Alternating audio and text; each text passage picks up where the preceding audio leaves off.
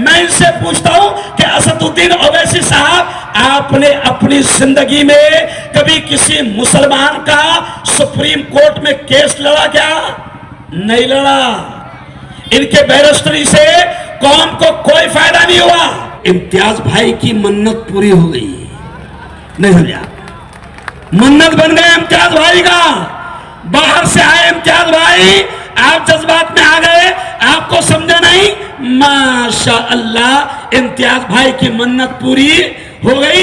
एक बंगला है मन्नत शाहरुख खान का और दूसरा है ये छपरी का, याद रखो आपको। इसलिए मैं आपसे कहता हूं, इनको घमंड है, लेकिन इनका घमंड टूटेगा और ये भी जाएंगे।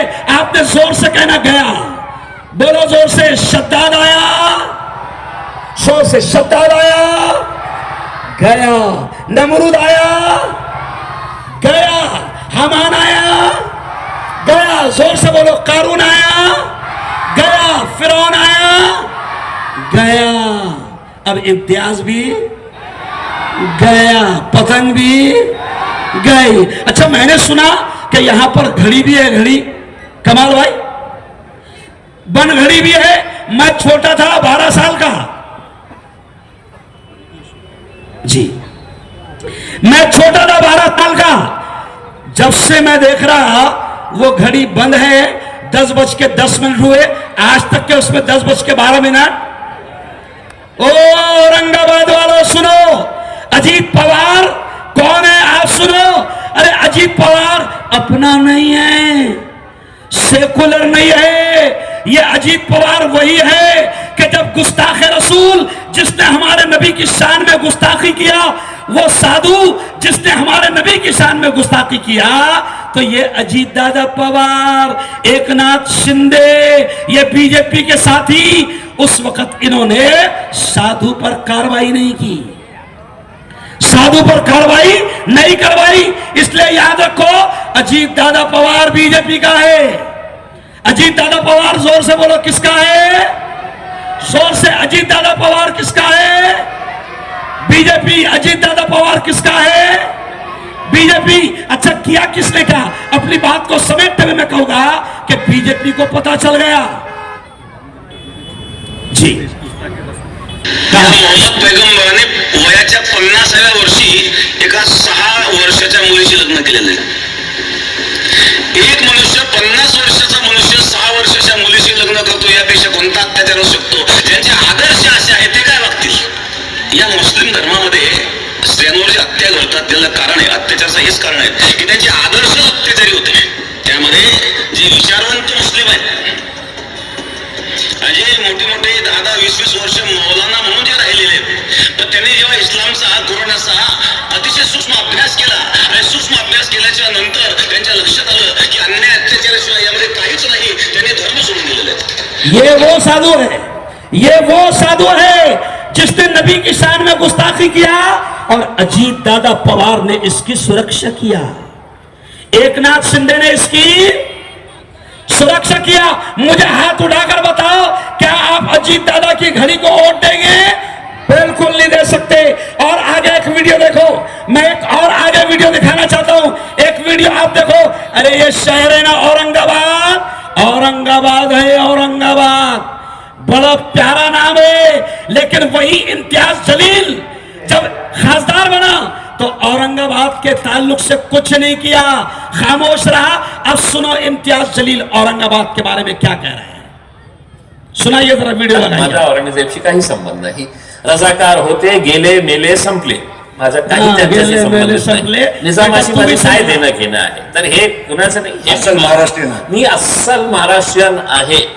छत्रपती शिवाजी महाराजांचा मावळा आहे। सुनिए भाई, गेले मेले, अब तू भी गेले मेले, और पूरी तेरी पार्टी और पतंग गेली, अरे बोलो मेली। अब ये पतंग उड़ेंगी नहीं। अच्छा, पतंग क्यों नहीं उड़ाना है औरंगाबाद वालों? आपने बचपन में पतंग उड़ाया है। जब भी कोई पतंग ऊपर चढ़ाता है तो तमन्ना क्या होती है? उसकी काटूंगा। तमन्ना क्या होती है? अगर किसी की अच्छी उड़ रही तो उसकी काटूंगा। तो जब भी औरंगाबाद में और पूरे महाराष्ट्र में, पूरे भारत में अगर कोई सेकुलर सीट निकलने वाली होती है, कोई मुसलमान जीतने वाला होता है, तो वहां ये पतंग वोट काटने के लिए पहुंच जाती है। इसलिए पतंग उड़ाना नहीं। पतंग जब कट जाती है, भी मैं आपके औरंगाबाद में आया, कोई पतंग कटी तो 10-12 बच्चे उसको लूट रहे थे, तो मैंने कहा पतंग कटती है तो यह हाल होता है। तो मुझे इम्तियाज जलील का हाल याद आ गया कि जब लोगों ने समझ लिया तो इम्तियाज जलील का हाल वैसे किया जैसे पतंग कटती है और उसका हाल होता है। इसलिए मैं आपसे कहूंगा कि आपके पास कांग्रेस के मजबूत उम्मीदवार आए हैं, कांग्रेस के मजबूत उम्मीदवार आए हैं। मैं आपसे अपील करूंगा कि किसी के बहकावे में आना नहीं, नारों में आना नहीं, जज्बात में आना नहीं और भौले चाले, अरे बोलो, जज्बात में आना नहीं और भौले चाले करना नहीं। अपने औरंगाबाद में कांग्रेस के जितने उम्मीदवार हैं, आप पूरी ताकत के साथ इनको जिताओ। मैं अल्लाह को हाजिर जार कर कहता हूं, मुझे यकीन है कि ये इतना बड़ा मजमा कांग्रेस की भव्य सभा में आया है। मुझे हाथ उठाकर बताओ कि अब की बार क्या चलेगा, बोलो अब की बार, हाँ क्या चलेगा। देखो, आपने बोलना पंजे को, क्या बोलना, पंजे को। मेरे बाबा का वोट, मेरी अम्मी का वोट, मेरे खालू का वोट, मेरी खाला का वोट, मेरे मामू का वोट, मेरी मुमामी का वोट, मेरे चाचा का वोट, मेरी चच्ची का वोट और मेरा भी वोट। इस बार आप औरंगाबाद वालों थोड़ा सा अकल से काम लो, जज्बात को खत्म करो। हक की जो बात करे, हिम्मत में जाकर एक जज्बा जगाकर हम नौकरियां पक्की करेंगे। किसानों के हक में जुड़े हम रहेंगे, हर एक की डॉक्टर कल्याण काळे साहब का आगमन हुआ है। उसी तरह से हमारे माजी मंत्री आमदार साहब बासाहब थोड़ा साहब का भी आगमन हुआ है। उनके साथ हमारे कांग्रेस पार्टी के उम्मीदवार एडवोकेट अल्फिया जमील खान, डॉक्टर फिरदौस पांडेवा खान, इब्राहिम भैया पटेल और इस्लाम जमील खान साहब भी मौजूद हैं।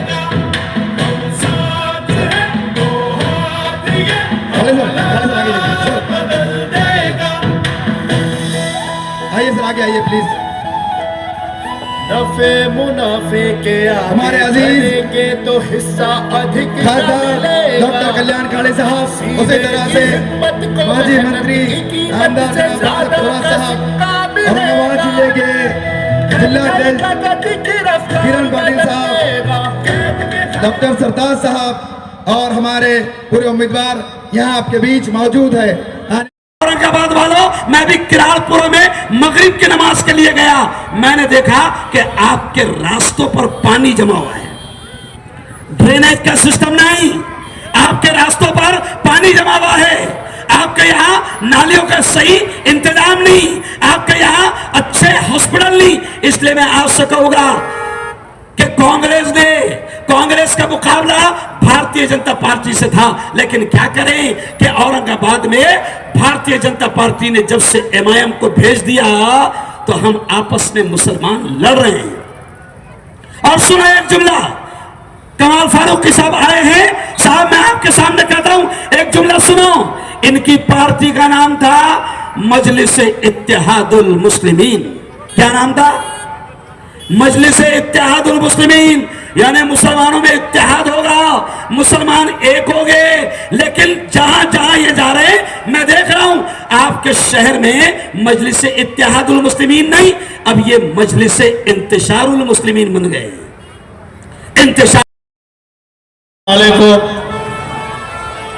आज जो कटकट गेट नेहरू नगर में सभा होने जा रही है, हमारे मौलाना जो है मुफ्ती हारून मौलाना का, उनका एक दूसरा प्रोग्राम था, वहाँ पे वो गए। बाकी के हमारे कांग्रेस के सभी नेतागण यहाँ बैठे हुए हैं। मैं अभी सभी का नाम नहीं ले सकता क्योंकि तो पूरा मंच फुल भरा हुआ है और आप लोग सब जो है बैठे हुए हैं। तो मैं हमारे चारों कैंडिडेट प्रभाग नंबर 12 डॉक्टर फिरदौस फातिमा और अल्फिया जमील खान, और तीसरे जो है अशफाक खान, और चौथा में इब्राहिम पटेल। दोस्तों, आज मौलाना ने बहुत सी चीज़ें जो है आप लोगों को बताई। मैं थोड़ा सा हटके जो है देश के ऊपर, हालांकि गली का इलेक्शन है, ये ड्रेनेज लाइन, पानी, लाइट, ये इसका इलेक्शन है, मगर उसके अलावा भी मैं थोड़ा दिल्ली जाके फिर और गली में आऊँगा। मेरे को आज एक बात पूछना चाहता हूँ आपसे कि ये जो अभी मौलाना ने जो बताया, बिहार के अंदर 24 मुसलमान आमदार थे, और ये जनाबी आली शेरवानी साहब जाके 11 आमदार करे उन्होंने। ये कहाँ तक ठीक है? आप बताओ कहाँ तक ठीक है? दूसरी बहन यहाँ पर डॉक्टर फिरदौस फातिमा हमारे बीच यहाँ पे, उनका भी इस्तकबाल हो रहा है। हमारी 11 नंबर की कैंडिडेट प्रियंका खरात मैडम, भारतीय कांग्रेस की 11 प्रभाग नंबर 11